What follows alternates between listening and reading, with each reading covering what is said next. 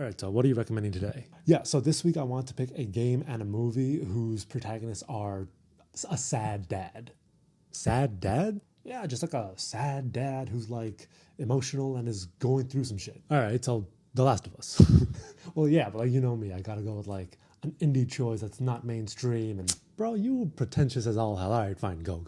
Okay, so the first game is this 2D puzzle platformer called Inmost. It's developed by this Lithuanian studio called Hidden Layer Games, and it has you play as three characters, the main one of which is this dad who suffered some loss. And man, it's just such a beautiful, harrowing, poetic game that illustrates the depth of pain and how characters deal with the heaviness of loss, showcasing from like the unrelenting anguish to the venomous anger that we're capable of unleashing in order to somehow like make sense of this loss. And this story of like battling with our mental health is so wonderfully brought to life by the 2D pixel art, which is, my God, it's so harrowing and oppressive in a way, but also so poignant as well. I don't know. I really love Inmost. It's one of my favorite games of all time. So I don't know. Anyone who's watching, I really recommend you try it out.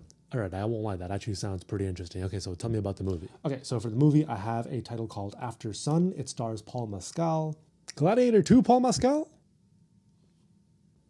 All right, you know I had to. Okay, tell me about After Sun. All right, so After Sun tells the story of 11-year-old Sophie and her dad Callum during their time on a Turkish holiday. So the movie's only like an hour and a half, and throughout it all, you basically just see Callum and Sophie go through fairly banal activities as tourists, and it's interspliced with moments of curiosity by Sophie as she films her dad with this weird old-timey camcorder, and takes interest with older kids and the goings-ons of other tourists. So on the surface, there's actually not much going on in terms of plot beats, but it's in the silent moments between the characters and during their times of lonesome that we see the ocean of history and emotions that are bubbling underneath their surface.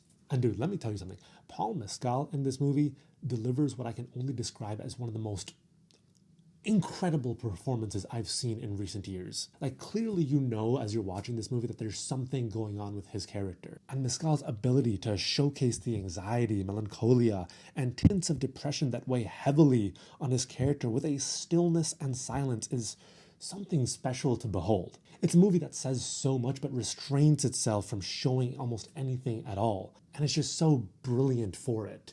All right, well, those sound like two pretty solid picks, so I guess I'll see you next week. Maybe with some sad moms next time.